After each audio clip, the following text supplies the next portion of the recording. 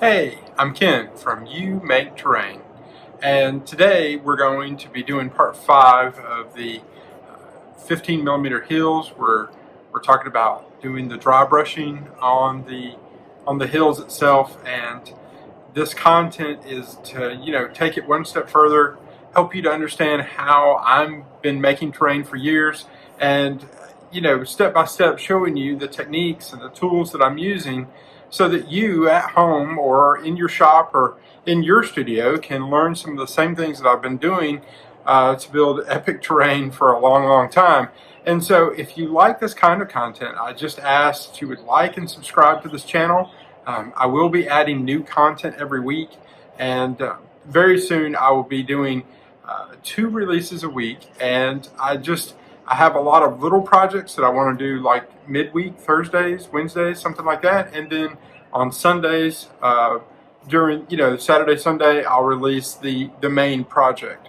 So we are working on this main project of 15 millimeter hills. That's because I love playing Battlefront miniature games, the World War II stuff, the stuff for the Cold War is just fantastic. And so I don't see a lot of people building terrain specifically for 15 millimeter war games. And so that's why I'm doing this series. In future series, I'll be doing things for science fiction, for fantasy, for steampunk, for all the different war games that we play out there. But I just wanted to make sure that you got to look at how you could use these same techniques to build all of that terrain and really make it something that is great for your table at home, your store, or your next tournament. You can really do these same techniques and make fantastic terrain over and over again and kind of batch build things. Even in this video, I'm going to show you doing one, but I also do it for 5 or 6 pieces right in a row to kind of show you the ease of batch building when you're doing terrain like this. And that way you can make terrain and build terrain that's right for you and your purposes, so that you have epic battles. Putting terrain down on a table that is something you constructed is just part of the hobby, and I love elevating the hobby. The situation of helping others just like you get more out of your gaming experience is what this channel is about. So I hope you enjoy this content, and like I said, look forward to seeing you in future videos. Talk with you soon. Thanks. Hey, today we're going to take the next step with our hills that we've been working on. And I'd like to just kind of run down what we're going to do and then talk about the equipment that I'm using today so that we can, get through the, painting these and kind of finishing them up so that they'll be looking great on your table when you do hills for your table.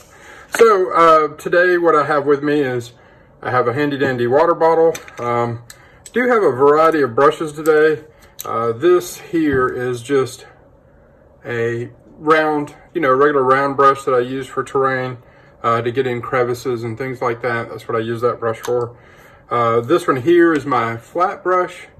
This is a good flat brush to touch up anything that I need to touch up on an edge, or if there's a broad area that still needs a little bit of the base coat, because I did the base coat, as you can see on the last video. We're going to do 2 stages of dry brushing on top of this to finish this piece out with painting, and then we're going to do 2 other steps. I'm going to add a little static grass in a set of videos. I'll talk about that, and then the last video we will be actually spraying these with a top coat to protect them.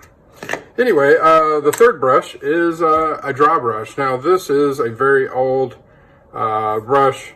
I probably had this for a while. It was called a tank brush. It was by Citadel, but probably bought somewhere in the late 90s, early 2000s. You can see it looks pretty beat up. That's how, it was a round brush, a big round brush. But this is perfect for these, if I'm doing terrain pieces like this, either in 15 or 28, this brush, it was probably about 3/4 of an inch to an inch long, and a round brush. It looks like this because of what you do in dry brushing. I tend to like to do this with a brush and keep it as my dry brush, because you will absolutely destroy a brush trying to dry brush with something that's not intended to dry brush with. If so it was a round but much thicker and larger than this one. But if I was to start to dry brush with this brush would be destroyed in no time flat. So you usually pick a brush, you say this is going to be my dry brush.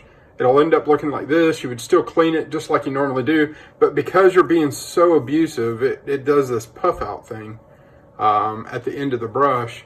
And that's going to happen with your dry brush. So I've just kept this brush. I keep cleaning it. I keep washing it just like I always would. And, it'll stay as a good dry brush for a long time if you keep care of it. But like I said, it's not good for anything else other than dry brushing. Once you start dry brushing with a brush, you need to dedicate its job to be dry brush. I do have a smaller one that I use for figures. If, vehicles, 28 to 32 millimeter that I'm dry brushing on. But it's a round brush, much like this one, that's just used for dry brushing. So it ends up looking like this. This is just the big one that I use for terrain. Can you dry brush with other brushes other than a round? Absolutely. You could have one of those 1.5 inch, 2 inch wide, brush that's just a natural hair brush with a wood handle from like a local hardware store. That is another item that I've seen a lot of people terrain dry brush with. You can do the same thing with those brushes as you can with this one. I just prefer this one. And so today we will also be using, to go through the other equipment, as I'm using a ceramic tile that I use for things. I do have my paper towel. Paper towel is pretty important to what you do in dry brushing. I do have my, 5 hills here that I'll be working on. And as you remember the last time we talked, this was the base coat, and it's a latex interior flat paint. Typically you can do like a semi-gloss maybe, or a sheen, like an eggshell, but I like to get the flats. The flats just do better over time because you're probably going to spray a top coat that's flat on it. Some people like a sheen on their top coat. For terrain, I really like to do it with a flat top coat. So this was my base coat. This is my mid-tone here. Same thing. And this is my highlight that I'll be using. And like I told you before, this came from the oops section of a paint department. These paints were $2, $3, under $5 to get a quarter paint because somebody wanted it on their wall and ended up going, oh gosh, that's terrible. I can't believe I wanted to put that on my wall. Now, you'll notice that if I line these up, this was my base coat. This is my mid-tone. This is like an ochre, like a dark yellow. This is more like a chocolate brown. And then my highlight is an off-white. Can you do stages in between? Can I mix the mid-tone with a little bit of the highlight? Can I mix the mid-tone with a little bit? Yes. You can do multiple layers of dry brushing, and it does look good. I'm just doing 3 steps for the purpose of this demonstration, but you could do 5 steps. You could do 7 steps. You could go higher even than your base coat by putting white on it. The difference is each layer of dry brushing that you do, especially on terrain, you need to be aware that what's going to happen is you have to go lighter and lighter with your touch on the dry brush as you go up in layers and the brightness of the color that you're layering on top, because you'll just dominate with that highlight, this top color, if you do it heavy. And so we'll talk about how to do that technique, how it works, how you can get the best performance out of dry brushing on a piece of terrain like this today. And as you can see, this was, a couple of days ago, and you can remember this was poly, this is that pink foam, blue foam that they do for insulation outside of the house. This is just plasticard. This is probably about a 2 millimeter, 3 millimeter plasticard. I always do the base, glue the piece of foam after I've shaped the piece of foam. I glue it on there with a construction adhesive. And then I use PVA glue. and coat the whole surface so that I can put sand on it. You can see it's really durable at this point. That's why I do this, is going to be a very, very durable piece of terrain, and I'm not really going to have much trouble out of it at all, durability wise, as long as I store it correctly and top coat it and make sure that the top coat is on there good. When I'm finished, this piece of terrain will last, 10 years, 12 years, easy, with no problem. And that's what you want out of terrain. If you're going to invest the time and the effort, you want it to be durable. You want it to last. I do notice that on a couple of these pieces, and I'll do it on this one, I got a couple of spots. I don't know if you can see that, but down in this crevice, just a couple of little spots that I need to touch up and make sure that the base coat is on them. So I am going to do that first. And it's okay to work into it with a wet paint, even though you're going to dry brush in just a minute. The difference is you definitely want to make sure that your the areas you're wet painting into right now, that you identify them, that you're careful not to get the dry brushing near them, and that you don't slather on a wet paint onto the surface of this. Because if you do, you will completely mess up your dry brushing in just a minute, and it'll make a mess. Now, the other way you can go about it is you could do touch up, let it dry again. Overnight is what I prefer. When you're wet painting to dry brushing, I prefer to go at least 2 hours in direct sunlight on a nice warm day, or overnight. I typically wait overnight before I do the next step, because I tend to paint in batches when I'm doing terrain pieces like this. It's just easier for you if you take the time to let it fully dry before you do the next step. Okay, so I'm gonna, I'm shaking up my paint. I did that a little bit before I started. I am gonna go ahead and do this middle tone. And this is a paint key, if you've never seen that. It's just a device. And when you're at the paint store or the hardware store, they have these everywhere. It's just like a device to get the lid off. You can ask for them. A lot of times they'll give them to you for free or very cheap. Now you can see this looks like, and you're like, hey, how is this going to work out, right? But I'll show you how this works out in just a second. But that is a nice yellow middle tone that we need. And what I'm going to do is I'm just going to work my brush in just a little bit. And here's the trick to dry brushing, is you really don't want your brush to be really, really coated. And I'm going to use the paper towel to dry this brush off so the paint is not quite as liquid as it is right now. And what that'll do is I'll get this nice even tone over this rough textured surface. The texture of the sand is part of why this dry brushing technique is going to work.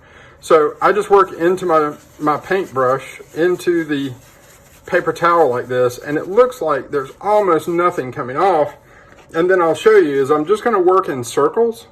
When you dry brush, don't go back and forth like this unless you're wanting your brush strokes to be directional, like it's a sand dune and you want all the brush strokes to look like the wind has been whipping across it.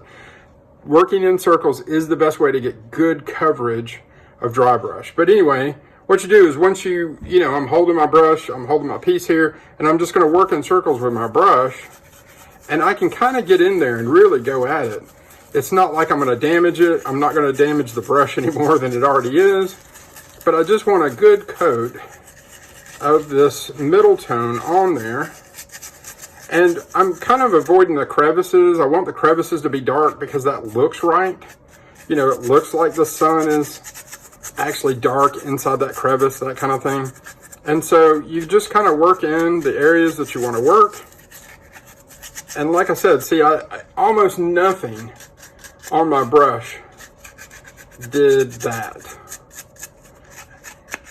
And you just want to make sure you got a good even coat of that middle tone. So just to kind of give you an example of the difference, this is the end product with that middle tone on it. This is the beginning of what it looked like before, side by side. So you get what that looks like, right? That's how you want it to look. And it doesn't take very long at all, as you saw. I'm just going to work back in a little bit of paint into my brush, not much. And like I said, you want to work in circles on your paper towel just like you're going to do on the product. And you want almost nothing coming off. See, almost nothing's coming off there of my brush. It looks like, you know, there's no more paint on it, but it's perfect for doing dry brush, just like this. And so to put this middle tone on is really going to take just a minute or two, even for 5 or 6 pieces of terrain. Like, this is enough hills for a whole table of 15 millimeter. And I'm probably going to be able to dry brush this mid-tone and then come back with the top in just a few minutes and it be fine. That's another interesting thing, is if you're dry brushing, just so you know, now that I've completed my second one, you see that took seconds. Just no time at all to be able to pull that off and make it look right. Okay? But when you're dry brushing, you don't have to wait a couple of hours in sunlight or overnight. Dry brushing, you can add layer upon layer upon layer right on top of each other and it not affect the difference.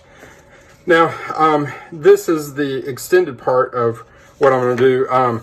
Just so anybody that's watching at this point on, I've already shown a first couple, but this is the rest of the video where I'm going to do the rest of the 5. I did 2 on that first video. This is the second video where I'm just going to kind of go back into it.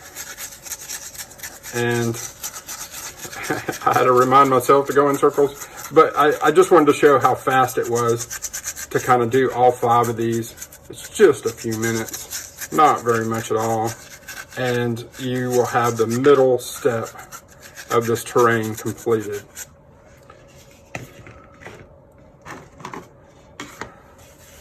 Well, sometimes you can just work back into where the wet was on your paper towel and be able to pull off the dry brush without dipping it back into the pot of paint. And as you can see, that worked like a charm. Perfect. It's a little bit heavy, actually. It's a little bit heavier than I would want it to be, but not bad. There's going to be slight variance in all of these hills because, you know, none of them are just alike. You just want to make sure you get the most even coat you can and kind of catch all the edges, because what's happening when you dry brush like this is you're really just catching the top little spots of dry brush is hitting on that texture of the sand, and that's what's catching it.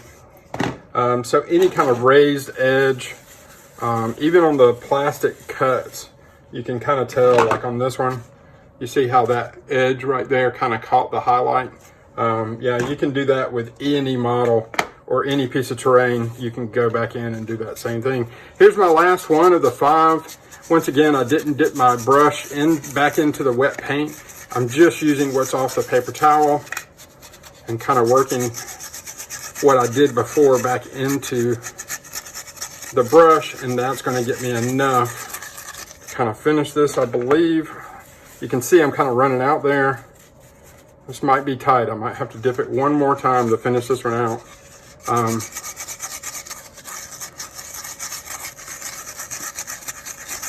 But you just work that brush as hard as you can and get all the little flecks of paint onto this rough texture with your dry brush.